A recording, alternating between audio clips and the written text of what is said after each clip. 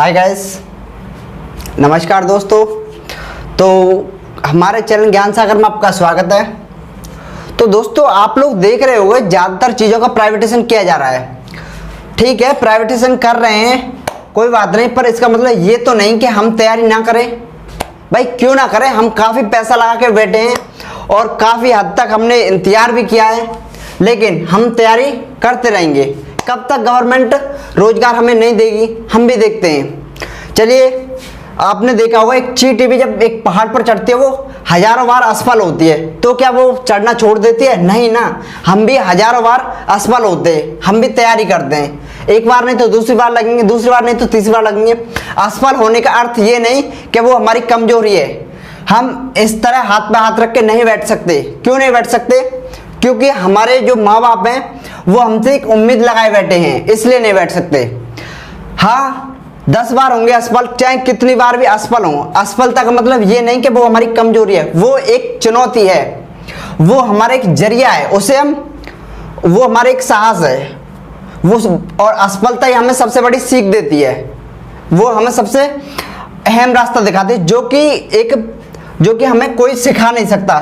केवल असफलता सिखाती है कि हमने कहाँ गलती की है, कहाँ हमें सुधार करना है और कहाँ से हमें सीखना है। तो असफलता एक चुनौती है, इसे स्वीकार करो, कहाँ रह गई कमी और देखो और सुधार करो। तो दोस्तों, इसी एक अनुभव के साथ, इसी एक नई उम्मीद के साथ एक नई शुरुआत करते हैं, एक नए जोश में। आज से और अभी से एक नई शुरुआत करते हैं, फिर से तैयारी करते हैं। कब तक हमें नौकरी नहीं मिलेगी और कब तक हम इस कदर भटकते रहेंगे? तो देखो, नौकरी आज मिले या ना मिले, लेकिन हमें तैयारी बरकरार रखनी है। जैसा कि आपने देखा होगा, गवर्नमेंट का क्या, आती रहेगी जाती रहेगी, वैकेंसी आती रहेंगी जाती रहेंगी, लेकिन ये समय कभी नहीं आएगा। सोच लो, समझ लो और दिमाग में बैठा लो, अब नहीं तो कभी नहीं। तैयारी करो और लगे रहो। चलिए दोस्तों, इसी एक नए अंदाज में हमने जैसा कि आपको आरबीसी, डब्ल्यूबीसी और प्लेटलेट्स कंप्लीट करा दिए, तो आज हम प्लेटलेट्स से ही संबंधित, यानी ब्लड से ही संबंधित और कुछ चर्चा करेंगे। और आने वाले नए जो फैक्ट हैं, जो कि मैंने अगली वीडियो में नहीं करा पाया, उन्हें मैं आज कराऊंगा। चलिए देखते हैं। मैंने आपको प्लेटलेट के बारे में बताया था। प्लेटलेट क्या होती हैं? ये रक्त में प्लेटें पाई जाती हैं, जो कि जिनकी संख्या शरीर में 3 लाख प्रति घन में होती है। मैंने आपको बताया था, कभी जैसा कि हमें कमजोरी हो जाती है, जैसे बुखार ताप भी हो जाते हैं, तो हम चेकअप कराते हैं तो डॉक्टर बताते हैं कि भाई आपके प्लेटलेट कम हो गई है। तो वही प्लेटलेट हैं। और मैं आपको बता दूं, इनकी भारी मात्रा में गिरावट किस रोग में होती है? एक रोग होता है डेंगू। आपने सुना होगा डेंगू, जो कि डेंगू बुखार के नाम से जाना जाता है और जिसे हड्डी तोड़ बुखार के नाम से भी जाना जाता है। चलिए उस पर ही थोड़ा चर्चा करते हैं, फिर उसके बाद ब्लड से जो फैक्ट हमारे रह गए हैं उन पर चर्चा करेंगे। चलिए दोस्तों, पहले हम डेंगू के बारे में बताएंगे। डेंगू क्या है? देखो, यह किसके काटने पर होता है? एक एंडीज इजिप्टियाई नामक एक मच्छर होता है, उससे काटने पर होता है। और मैं आपको बता दूं कि इसका पहला मामला भारत में 1995 में कोलकाता में पाया गया था। इसे हड्डी तोड़ बुखार के नाम से भी जाना जाता है। और डेंगू जो प्लेटें होती हैं उनमें भारी मात्रा में गिरावट डेंगू से होती है। चलिए, जो फैक्ट मैं आपको बता रहा हूँ उन्हें लिखा दूं। और एक बात और बता दूं, जो डेंगू मच्छर होता है वो 45 डिग्री एंगल पर काटता है और वह हमेशा स्वच्छ जल में पाया जाता है। चलिए डेंगू पर बता देते हैं।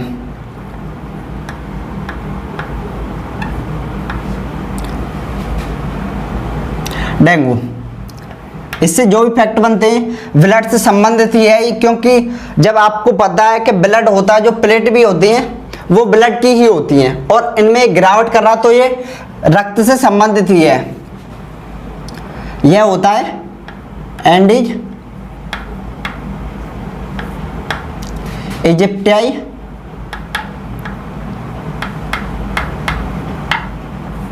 मच्छर से होता है। इसका पहला मामला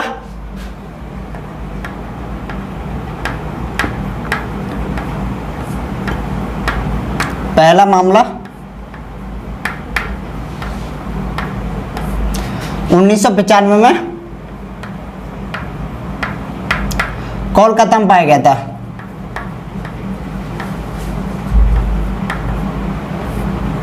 कोलकाता में पाया गया था। अब मैं आपको बता दूं, इसे हड्डी तोड़ बुखार के नाम से भी जाना जाता है।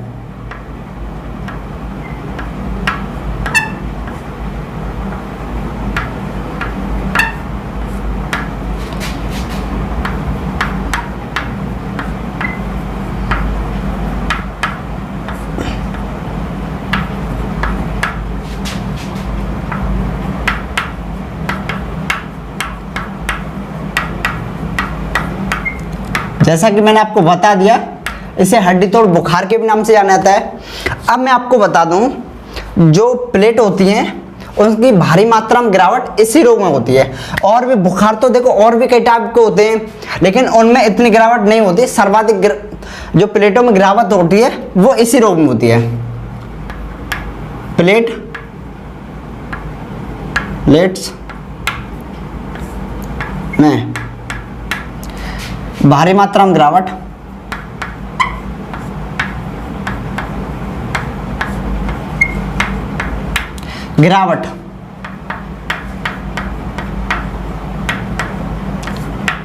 डेंगू में होती है।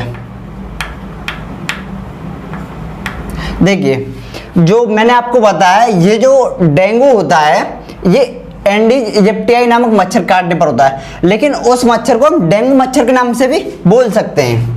तो देखिए, जो डेंगू मच्छर होता है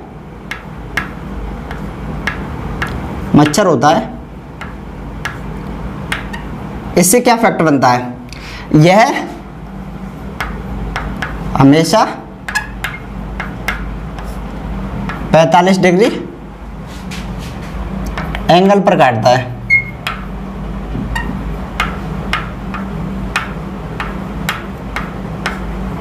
मैं आपको बता दूं किस तरीके से 45 डिग्री एंगल पर। देखो, इस तरह होता है, ये हो गया हमारा 45 डिग्री एंगल, इस एंगल पर काटता है। ये जो ये हमारा जो ये एंगल हो गया, ये हो गया 45 डिग्री, इस तरीके से काटता है वो। अब मैं आपको बता दूं, जो डेंगू मच्छर होता है यह हमेशा स्वच्छ पानी में पाया जाता है। यह हमेशा स्वच्छ पानी में पाया जाता है, पानी में पाया जाता है।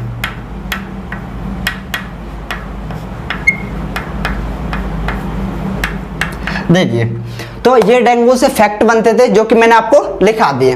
देखो, अब हम आपको बताते हैं कुछ रक्त से संबंधित फैक्ट। जैसे कि आपने देखा होगा, हमारा जो रक्त होता है वो ब्लड में कभी नहीं जमता है, लेकिन क्या होता है, अगर हमें कहीं चोट लग जाती है तो हमारा जो ब्लड निकलता है वो थोड़ी देर बाद हमारी स्किन पर जमने लगता है।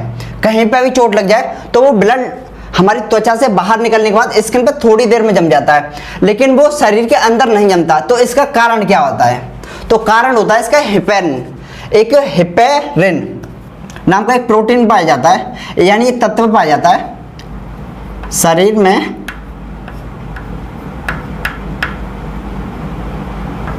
रक्त ना जमना।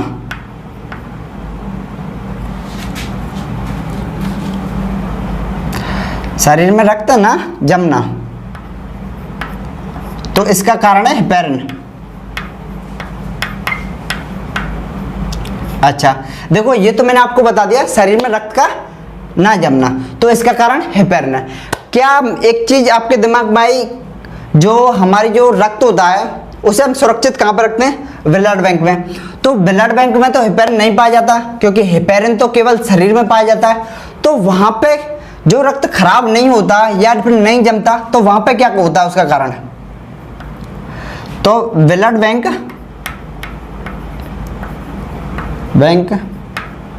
में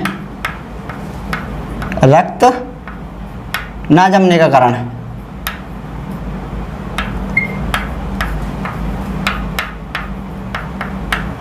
तो देखिए, वहां पे रक्त ना जमने का कारण होता है EDTA। इसका मैं आपको फुल नाम भी बताऊंगा, EDTA। इसका फुल नाम होता है इथाइल डाइएमिन टेट्रा एसीटेट, जो कि मैं आपको लिखा देता हूं। इथाइल डाइएमिन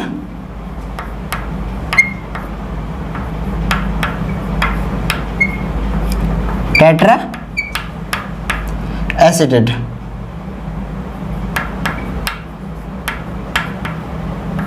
ये इसका नाम होता है। चलिए, इसके कारण ही रक्त जो होता है जो ब्लड बैंक के अंदर नहीं जमता, क्योंकि ब्लड बैंक में ये पदार्थ होता है।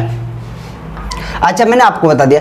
अब मैं आपको बता दूं, जो एक माता होती है हमारी, यानी जो माता होती है उसका जो प्रथम दूध होता है उसे क्या कहते हैं, और जो माता के दूध में ही सर्वाधिक एंटीबॉडी पाया जाता है। मैं आपको एंटीजन भी बताऊंगा, एंटीबॉडी बताऊंगा, और ये भी बताऊंगा कि भारत में कौन सा ब्लड ग्रुप सर्वाधिक पाया जाता है, और कौन से ब्लड ग्रुप में कौन सा एंटीजन पाया जाता है, कौन सा एंटीबॉडी पाया जाता है, सर्वदाता ब्लड ग्रुप कौन सा होता है, सर्वग्राही ब्लड ग्रुप कौन सा होता है, इस सब के बारे में। तो देखिए, मैं आपको बता दूं सर पहले कि जो माता, किसी भी माता का प्रथम दूध को क्या कहते हैं। किसी माता के प्रथम दूध,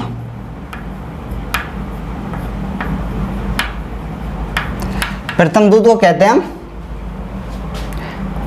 क्लोस्ट्रम। क्या कहते हैं?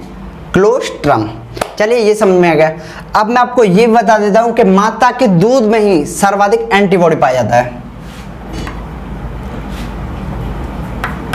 माता के दूध में सर्वाधिक एंटीबॉडी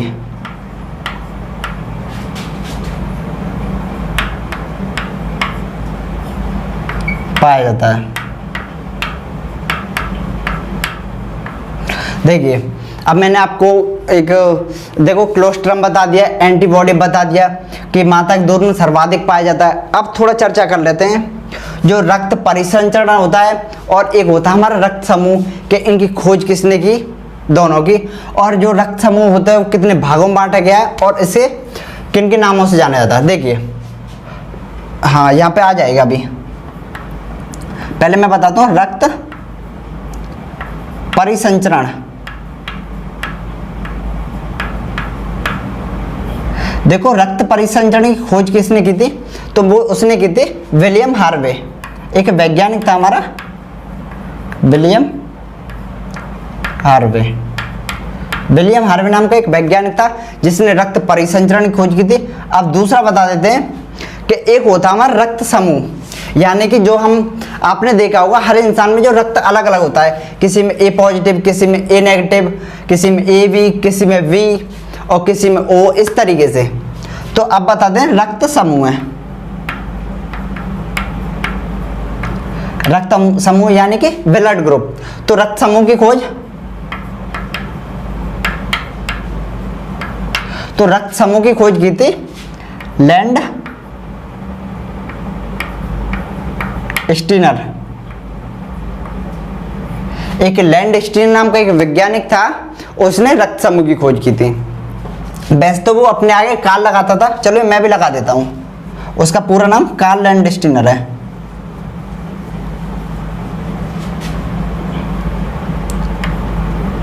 कार्ल लैंड स्टीनर।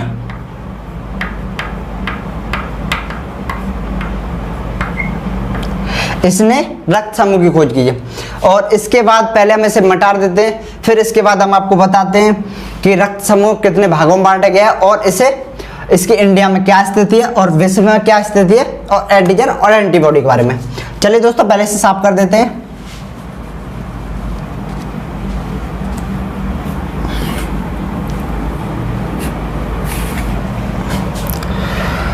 हाँ, तो दोस्तों हमने आपको बता दिया कि रक्त समूह की खोज कितने की थी और रक्त परिसंचरण की खोज कितने की थी।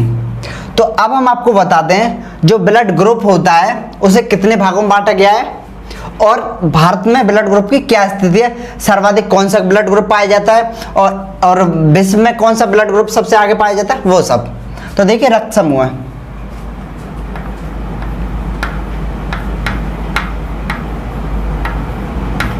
रक्त समूह है। पहले मैं रक्त समूह बताता हूं, फिर बताता हूं भारत में स्थिति, इधर विश्व में, और मैं बताता हूं कि जो एंटीजन कौन सा पाया जाता है और एंटीबॉडी।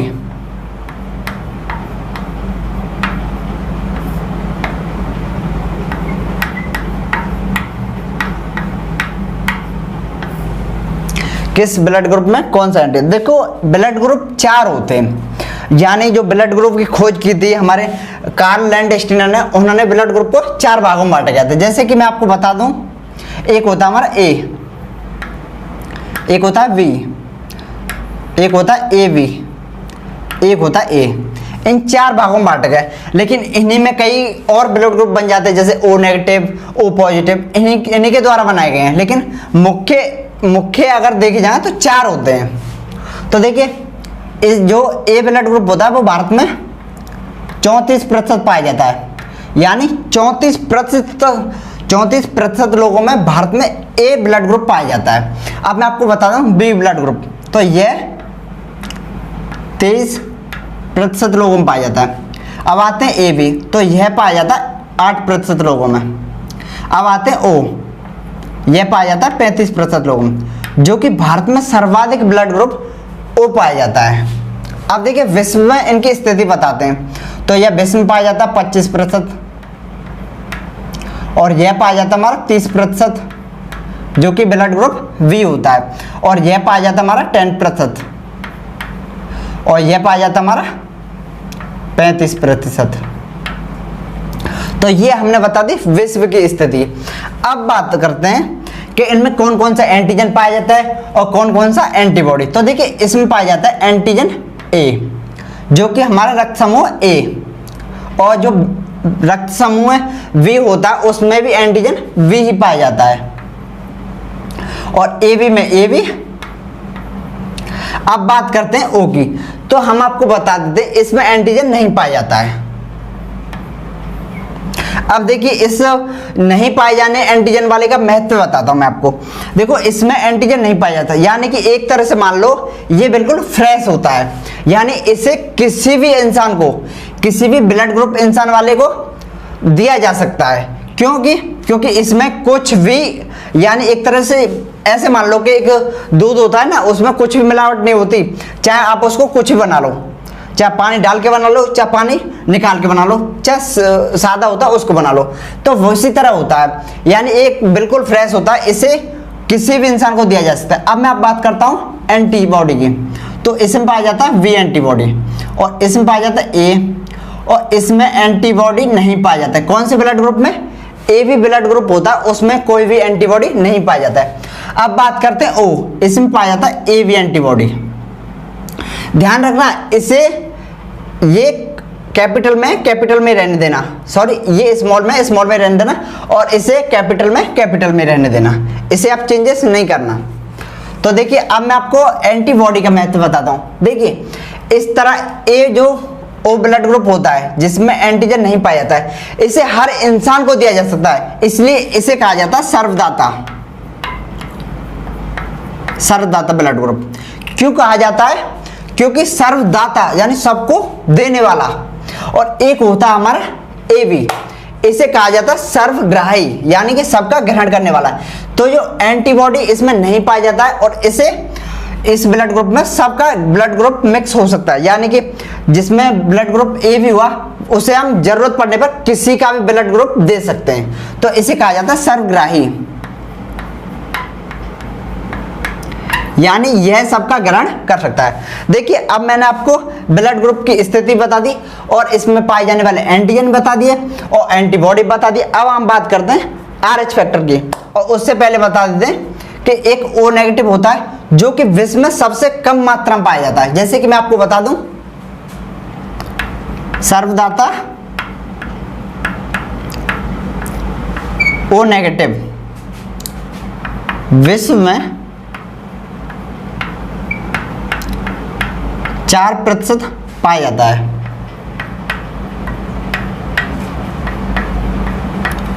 तो आपकी जानकारी के लिए मैं एक बात और बता देता हूं, जैसा कि क्या होता है, आपने सुल्तान मूवी देखी होगी सलमान खान की, तो उसमें क्या होता है, जो सुल्तान होता है वह विदेश में कुश्ती लड़ने जाता है। तो क्या होता है, जब विदेश में वह कुश्ती लड़ने जाता है तो उसकी वाइफ होती है, वो एक बच्चे को जन्म देती है, और वो बच्चा ऐसा होता है कि अधकुदरती मर जाता है। लेकिन क्यों मरता है? क्योंकि उसके अंदर O नेगेटिव ब्लड ग्रुप पाया जाता है, जो कि आसानी से मिलता नहीं है। जब मान लो विश्व में 4% लोगों में पाया जाता है, तो भारत में देखा जाए तो वो बहुत ही कम लोगों में पाया जाता है, इसलिए वो पाया नहीं जाता और इसलिए वो उसका जो बच्चा था वो डेड हो गया। तो हमने ये जानकारी आपको बता दी, क्योंकि जो ओ नेगेटिव जो ब्लड ग्रुप होता है वो सबसे कम लोगों में पाया जाता है। चलिए अब बात करते हैं RH फैक्टर की।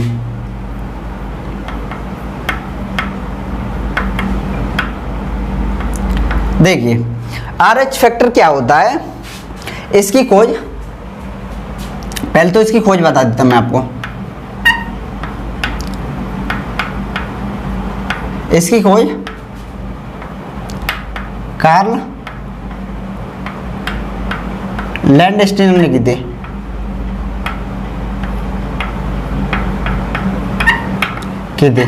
चलिए ये तो हमने आपको बता दिया। इसे एक एंटीग्लोनोजन प्रोटीन के नाम से भी जाना जाता है। इसे एंटीग्लूटोनोजन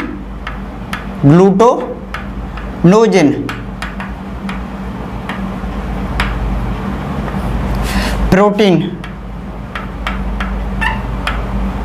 कहा जाता है। देखिए अब बात करते हैं, देखो RH फैक्टर होता है, इसे एंटीजन H के नाम से, सॉरी एंटीजन H तो नहीं, लेकिन एंटीजन D के नाम से जाना जाता है। इसे T एंटीजन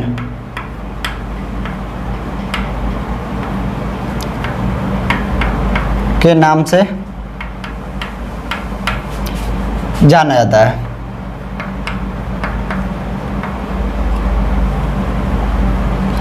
इसे एंटीजन डी के नाम से जाना जाता है। अब देखिए ये हो गया। अब मैं आपको बता देता हूं, जो हाल ही में H एंटीजन की खोज और की गई है, जिसकी प्रकृति O रक्त समूह के जैसे होते हैं। एक पॉइंट यह भी लिख लीजिए आप, जो कि करंट का है, ज्यादा पुराना नहीं है।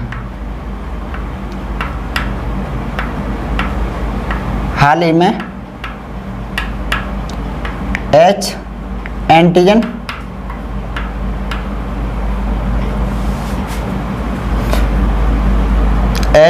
खोजा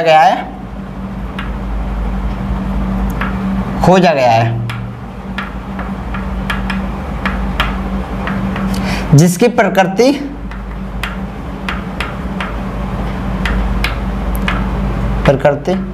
ओ रक्त समूह जैसी होती है। ओ रक्त समूह जैसी होती है।